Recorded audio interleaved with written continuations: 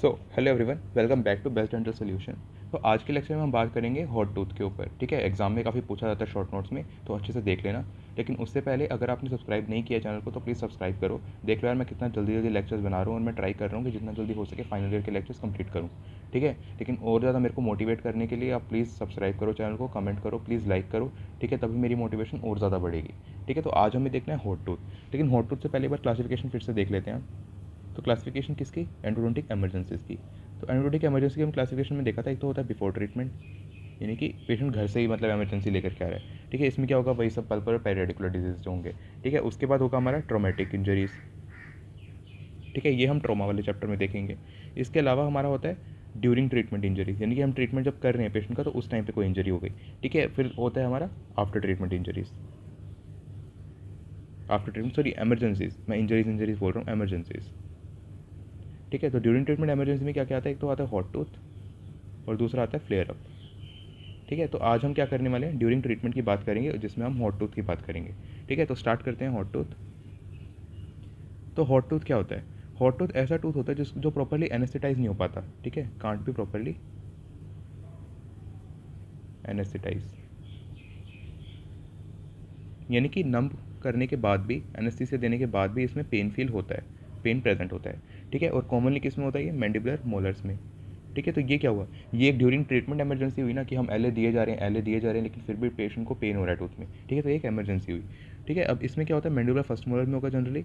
और इसमें पेशेंट को क्या मतलब लगता है, हम मान लो आईएन भी हमने दे दिया पेशेंट को, उसके बावजूद पेशेंट कहेगा कि जो टंग है, ठीक है, लिप है, उसमें तो उसको नम्बनेस फील हो रही है। ठीक है, लेकिन जो टूथ है उसको जैसे ही हम ओपन कर रहे हैं, उसमें कोई पेनिट्रेशन वगैरह कर रहे हैं, तो टूथ में बहुत ज़्यादा पेन हो रहा है। ठीक है, तो ये होता है पेशेंट का मेनली सिम्टम्स। अब इसमें मैकेनिज्म क्या है, क्यों हो रहा है ये? तो मैकेनिज्म में क्या होता है ना, कि इसमें पल्प के अंदर रहता है एक स्पेशल टाइप के सी फाइबर्स, और इन सी फाइबर्स में होते हैं सोडियम चैनल्स। और ये सोडियम चैनल कौन से होते हैं? टेट्रोडोटॉक्सिन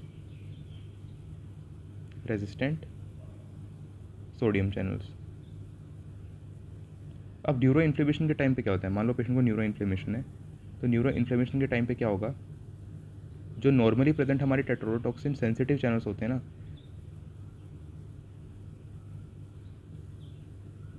वो कन्वर्ट हो जाते हैं टेट्रोडोटॉक्सिन रेजिस्टेंट चैनल्स में। ठीक है, अब उससे क्या होगा ना, ये टेट्रोडोटॉक्सिन जो रेजिस्टेंट चैनल है, एक तो ज़्यादा सेंसिटिव होते हैं, यानी कि ये जो है ज़्यादा सेंसिटिव होते हैं, और साथ में पेन सिग्नल्स को एम्पलीफाई करते हैं। अब प्रॉब्लम क्या है? प्रॉब्लम ये है कि जो रेजिस्टेंट चैनल्स हैं ना, वो लिडोकेन के लिए 5 टाइम्स ज़्यादा रेजिस्टेंट होते हैं। तो इसलिए जब हम नॉर्मल एनेस्थीसिया देंगे, जैसे लिडोकेन होता है ना नॉर्मल एनेस्थीसिया में, लिडोकेन है, तो लिडोकेन से क्या होगा ना, कि ये लिडोकेन के लिए रेजिस्टेंट है, तो इसलिए टीथ जो है वो फुली एनेस्थेटाइज नहीं हो पाएगा।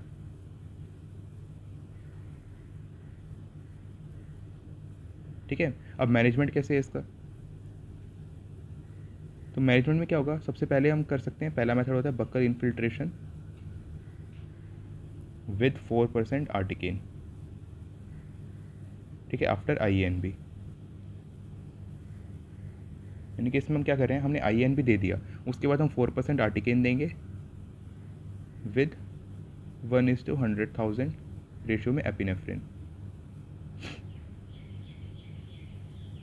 ठीक है, इससे बक्कल इन्फिल्ट्रेशन देंगे, और डोज क्या होगी इसकी, 0.9 से 1.2 ml, और इंजेक्शन दिया जाता है टूथ के एपेक्स पे, टूथ पे एपेक्स पे विद बक्कल साइड पे। ठीक है, तो ये हो गया पहला मेथड। अब ये टेक्निक प्रूवन है कि टूथ में प्रोफाउंड एनेस्थीसिया देने के लिए। दूसरा क्या होता है, दूसरा होता है buffering the LA solution. Buffering हम कैसे करेंगे, बफरिंग के लिए हम इसमें पीएच इंक्रीज़ करेंगे मेनली। ठीक है, अब पीएच हम कैसे इंक्रीज़ करेंगे, सोडियम बाइकार्बोनेट डाल के, सोडियम बाइकार्बोनेट इसमें ऐड कर देंगे, तो उससे इसका पीएच इंक्रीज़ हो जाएगा। अब इसका इफेक्ट क्या होता है, इसके इफेक्ट में क्या होगा ना, इससे क्या होगा, एनेस्थीसिया का ऑनसेट फास्ट हो जाएगा।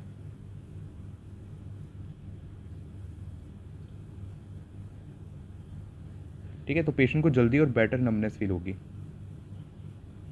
Patient feel numbness early. ठीक है, और स्पेशली हेल्पफुल होता है ये हॉट टूथ जैसे केसेस में। फिर उसके बाद तीसरा मेथड होता है हमारा सप्लीमेंट्री इंट्रा अलाइनमेंट्री इंजेक्शन। तो इसमें हम क्या करेंगे, इसमें हम ना पीडीएल के स्पेसेस में, जो पीडीएल फाइबर्स हैं हमारे पीडीएल लिगामेंट में मेनली एलए को इंजेक्ट करेंगे। इसकी डोज होगी 0.2 ml और नीडल हम यूज़ करेंगे 27 गॉज की शॉर्ट नीडल, ठीक है। और नीडल का जो बेवल होगा वो फेस करेगा टूथ रूट को। अब इंजेक्शन इसमें दिया जाता है मीजियल साइड ऑफ मोलर पे। अगर मोलर है हमारे, जैसे मैंडिबुलर मोलर मैंने बताया ना सबसे कॉमनली अफेक्टेड होता है, तो मीजियल साइड ऑफ मोलर पे देना है। और बाकी तो इसमें मीजियो बक्कल या मीजियो लिंगुअल एरिया पे, ठीक है। जैसे ही हमें फर्म रेजिस्टेंस फील होगा ना, जैसे हम नीडल को जो पुश करेंगे और जैसे हमें फर्म रेजिस्टेंस फील होगा, तो उस केस में हम सॉल्यूशन को स्लोली इंजेक्ट करेंगे, ठीक है। फिर लास्ट है हमारा मेथड इंट्रापल्पल इंजेक्शन।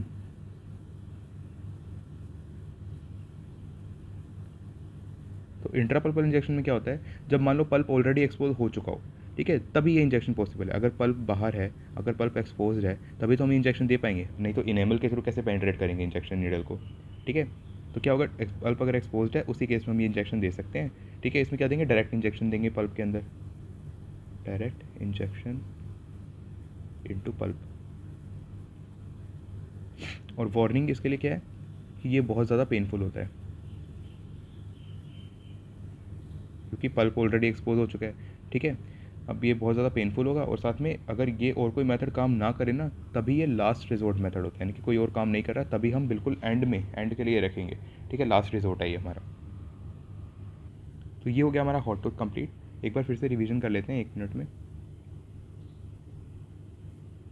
तो हॉट टूथ क्या हमारा ड्यूरिंग ट्रीटमेंट इमरजेंसी है, ठीक है। और इसमें क्या होगा, मतलब जो टूथ है वो एनेस्थेटाइज नहीं हो पाएगा प्रॉपरली, तो पेशेंट को नमनेस फील होगी अराउंड सराउंडिंग एरिया में, लेकिन टूथ जैसे हम ओपन करेंगे उसमें पेन होगा, ठीक है। तो टंग और लिप वगैरह में नमनेस फील होगी, लेकिन टूथ में पेन होगा। मैकेनिज्म क्या होता है, सी फाइबर प्रेजेंट होते हैं पल्प में। सी फाइबर में होते हैं सोडियम चैनल। कौन से सोडियम चैनल, टेट्राटॉक्सिन सोडियम चैनल, ठीक है। अब जनरली जो टेट्राटॉक्सिन सेंसिटिव चैनल्स होते हैं वो कन्वर्ट हो जाते हैं न्यूरो इन्फ्लेमेशन के केस में टेट्राटॉक्सिन रेजिस्टेंट चैनल में। अभी तो टेट्राटॉक्सिन रेजिस्टेंट चैनल है, ये ज़्यादा एक तो सेंसिटिव होते हैं, ठीक है, तो एम्पलीफाई कर देंगे पेन को, ठीक है, हाइपर एल्जीजिया कोज करेंगे। और उसके अलावा दूसरी इनकी करेक्टरिस्टिक क्या होती है, दूसरा ये होते हैं कि बहुत ज़्यादा रेजिस्टेंट होते हैं लिडोकेन के थ्रू, लिडोकेन के लिए, यानी कि 5 टाइम्स ज़्यादा रेजिस्टेंट होते हैं, तो इसलिए लिडोकेन पे काम नहीं करेगा, लिडोकेन के लिए रेजिस्टेंट है ये। तो टूथ क्या होगा, फुली एनेस्थेटाइज नहीं हो पाएगा। तो इसका मैनेजमेंट कैसे करेंगे, या तो हम करेंगे buccal infiltration with 4% articaine after INP, यानी कि हम INP दे देंगे, उसके बाद 4% आर्टिकेन प्लस 1:100,000 एपिनेफ्रिन देंगे। डोज इसकी होगी 0.9 से 1.2 ml, और कहाँ पे देंगे, टूथ एपेक्स में देंगे, बक्कल साइड पे। फिर दूसरा मेथड होता है हमारा बफरिंग द एलए सोल्यूशन। इसमें हम क्या करेंगे, सोडियम बाइकार्बोनेट ऐड कर देंगे, बफर कर देंगे, पीएच इंक्रीज़ कर देंगे। अब पीएच इंक्रीज़ करने पे क्या होता है, एनेस्थीसिया का ऑनसेट जो है वो फास्ट हो जाता है, तो पेशेंट को जल्दी नमनेस फील होगी।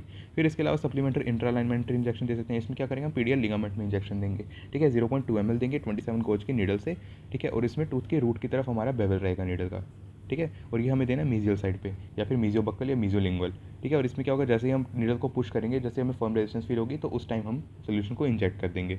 फिर होता है हमारा इंट्रापल्पल इंजेक्शन। इसमें ये हम तभी दे सकते हैं जब पल्प एक्सपोज होगा और बहुत ज़्यादा इसमें पेन होता है पेशेंट को, तो ये हमारा लास्ट रिसोर्ट होता है, ठीक है। तो ये था हमारा हॉट टूथ। नेक्स्ट लेक्चर में बात करेंगे एंडो फ्लेयर अप के बारे में।